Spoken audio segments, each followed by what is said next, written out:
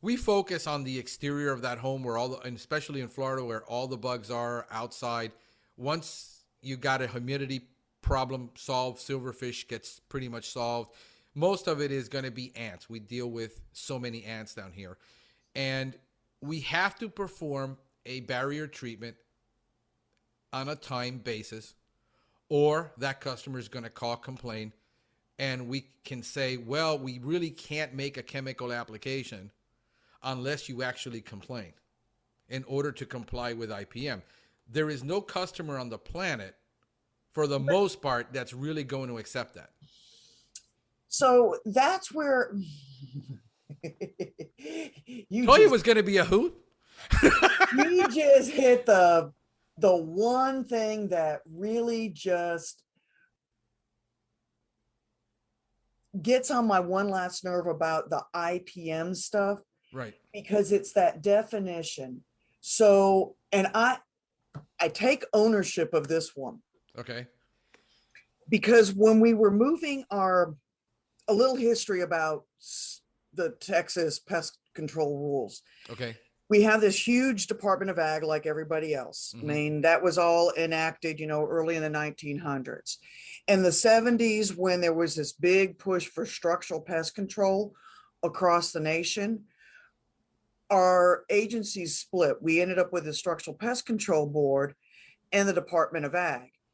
Well, the board is the one that got the school IPM law passed and adopted and managed up until about 2007. And then when they were abolished and put on back under the Department of Ag, we had to clean up our school IPM rules. Well, one of the things that I kind of pushed for was defining IPM. So this is the definition that we use in our rules. Okay. All structural applicators.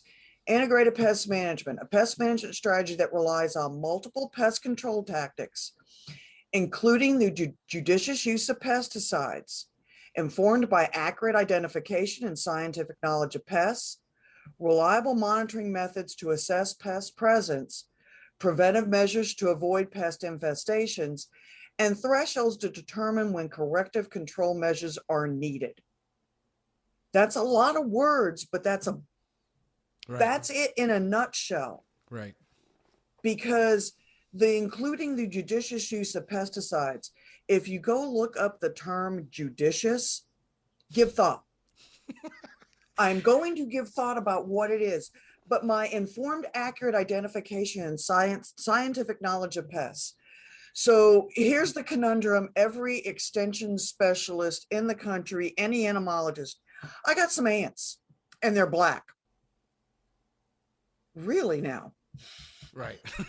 Little black ants. Well, yes, there is a little black ant, but are those pavement ants?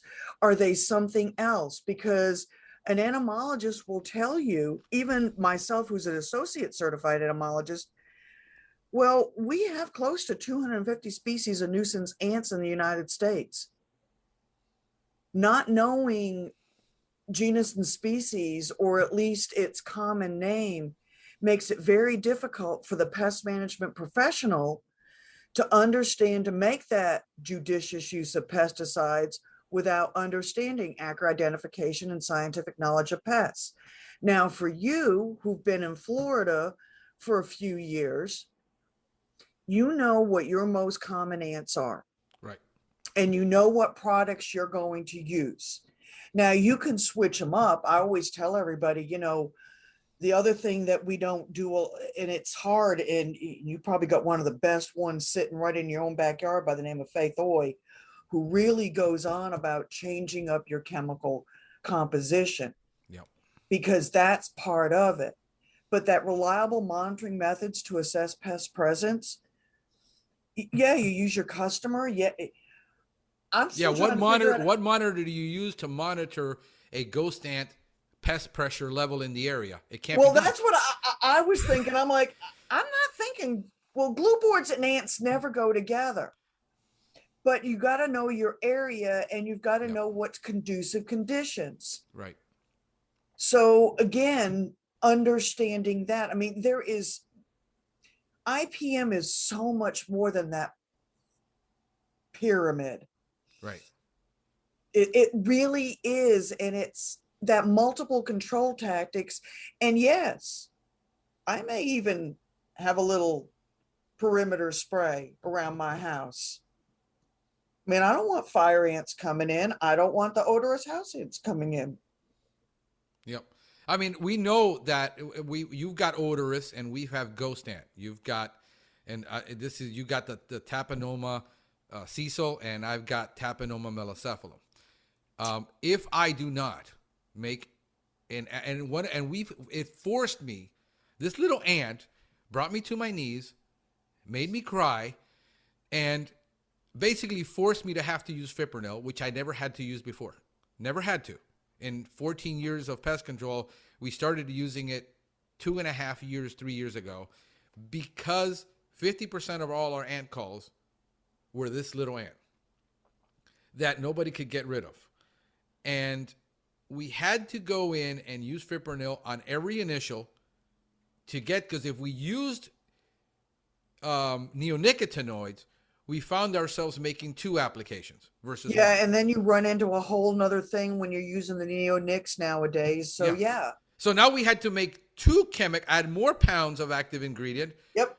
Versus a one shot where we knocked it down probably 96% on one shot because we used the fipronil, versus having to make 2 applications of a neonic, which adds more chemical than necessary. And so we found ourselves in that predicament saying, here we are, an eco-friendly company. We're trying not to use these products, but we have no choice. And now we figured out that if we get it knocked down, we don't have to use it as often. We don't even have to do a quarterly. We only reapply it if our other lower end products haven't gotten the control. But I have to make a timed application of something, because as a commercial business, I can't afford a 30% callback rate, 40%. Well, and nobody can. Nobody can. And we do that again, like I said, down in the Houston Gulf Coast area. I mean, because if you're not in our state, you're battling an ant. We just don't know which species you've got, because one of them can be, but even with fire ants, depending on, where you're at and stuff, I tell my schools, if it's going to be an area that's going to be heavily used and you can't go out and do the IGR 3-4 times a year, well, then you might need to use the bagged fipronil. Yep. Top choice. Yep. And put that out, because again, so one of our things that we have to say when we do our school IPM stuff is talk about practical and economical. And I tell them all the time, I'm like, well, we've really got to work that out. Yeah. Because I'm also home to the state of, and ironically, I was leaving your home state from a meeting with Faith. On my way back home, we had done a work group meeting and got a call from a school district where a child had died because they had been exposed to fire ants. Yeah. And it was one of those deals where part of it was on the coaches who did not understand what anaphylactic shock is. Right. Didn't get medical help. But at the same time, it exposed a weakness on how the district was actually putting out their fire ant bait. Rather than doing the 40 acres that was the joint property between 2 campuses, they were only doing 2 acres surrounding the campus and the athletic field. So, and my comment to everybody was, well, yeah, you treated that, but did you think the fire ants that were out in between those 36 acres, that they knew someplace different? Right. No, you know thy beast, know thy pest. Right. So the one thing I tell everybody that you were saying, you're worried about the chemistry, you got your labels, you got your safety data sheets, you know how you're applying it, Right. but you also put on your service ticket genus and species. Right. You put down that specific, because if somebody was going to go and judge you, if they go up and look up stuff, because there's enough out there with credible information on these insect Right. pests that we're having to throw things at them because they're not native. Right. They don't have a predator here. So they can outcompete, and they can, and their life cycle is so quick, they can also become resistant. Right. Yeah. Yeah. Who knew being in pest management that you were going to be a detective? Yeah. No, I mean, when I listened to Bobby Corrigan about, biological Mm-hmm. assessment and evaluation, I mean, the terms are, I noticed the terms are changing, and the conversation around, and I think we need to have the healthy conversation about this, because there are those who are defending IPM that it can't be changed. And this is the problem that a lot of people are having with IPM, because it is so rigid in certain areas, where now we're going to assessment-based management, with Deanie Miller's talking about that. And that is awesome. It's still not marketable from a pest control perspective, but we're all supposed to be doing assessment-based pest management. All of us. And all of us are supposed to be doing what Bobby says, to looking at being an observational biologist. And these terms, but when you start throwing the term in IPM, then everybody loses it. And that's where everybody's getting hung up on. That's where I'm the rabble rouser, like in the room. Right. Because again, I look at my definition going, reliable monitoring methods to assess pest presence. Okay, I'm pretty sure I just threw everything you just said by everybody else in one little sentence, bullet point. Right. But again, if you know thy pest, rats, roaches, bats, because I get those calls. I'm sure you do too. Raccoons, ants, spiders, every last one of them's got some type of scientific knowledge, and you've got to assess. And that rigidity that I know what you're talking about drives me crazy. Right.